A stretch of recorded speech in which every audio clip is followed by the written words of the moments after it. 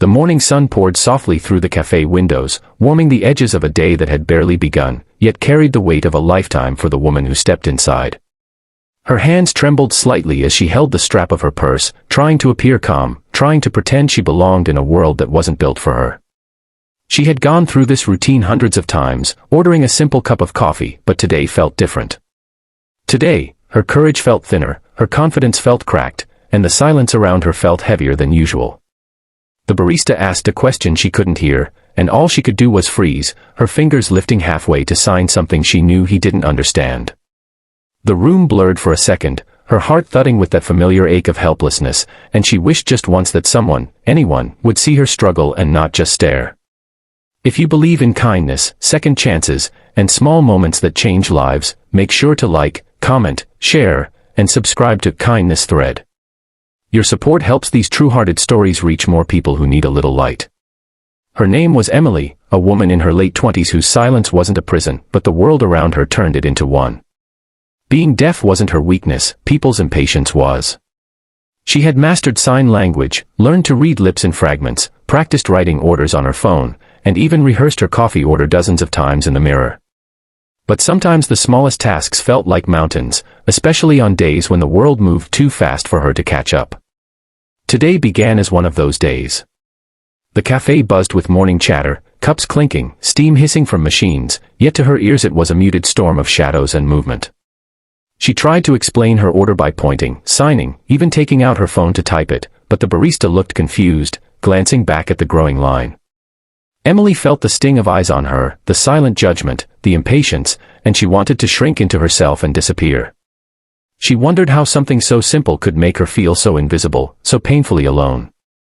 She lowered her hands, defeated, and was seconds away from walking out when a small hand tugged gently at her coat. She turned and saw a little girl, maybe 8 years old, with a bright pink backpack and the kind of innocent curiosity that reminded Emily of the softness the world once had.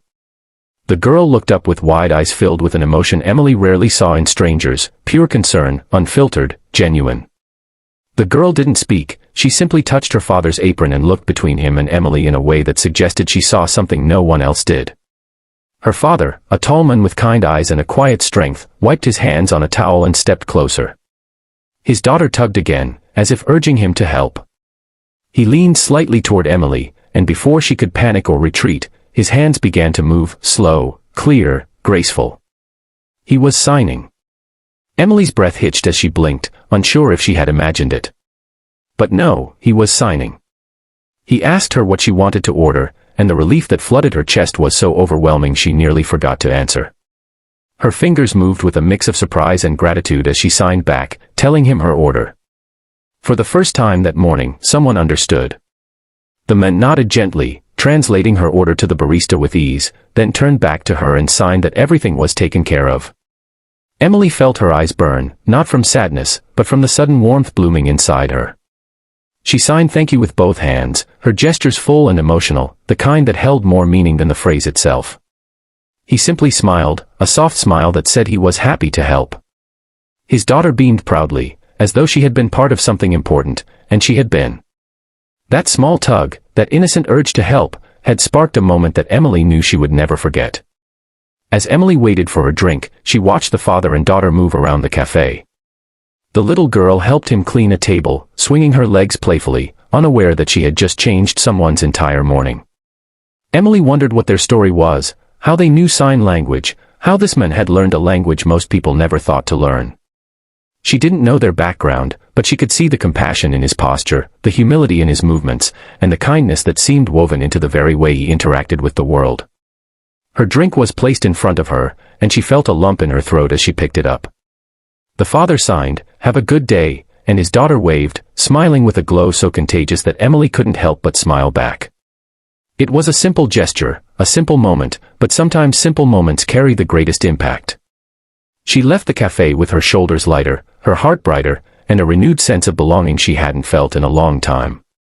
Emily walked through the busy street, her coffee warming her hands, replaying the moment in her mind.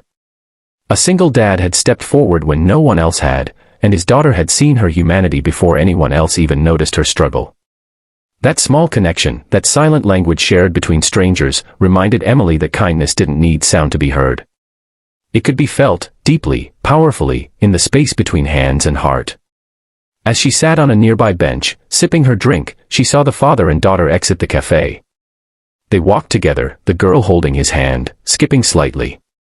People hurried past them, lost in their own world, unaware that they had just walked by a man who had become someone's quiet hero. Emily wished she could say more, express how big the impact was, but some gratitude exists beyond words, spoken or signed. Sometimes it lives quietly inside us, shaping the way we see the world from that moment onward. If this story touched your heart even a little, please like and share this video, and don't forget to subscribe to Kindness Thread. Your engagement helps spread more stories that inspire kindness and hope. Before the ending, take a moment to comment, have you ever seen a small act of kindness change someone's day? Emily stood, feeling stronger than when she walked in. Her world had not changed, her silence had not disappeared, but someone had met her halfway, and that made all the difference. On an ordinary day, in an ordinary cafe, a single dad and his little girl reminded her that even in a noisy world, kindness speaks the loudest.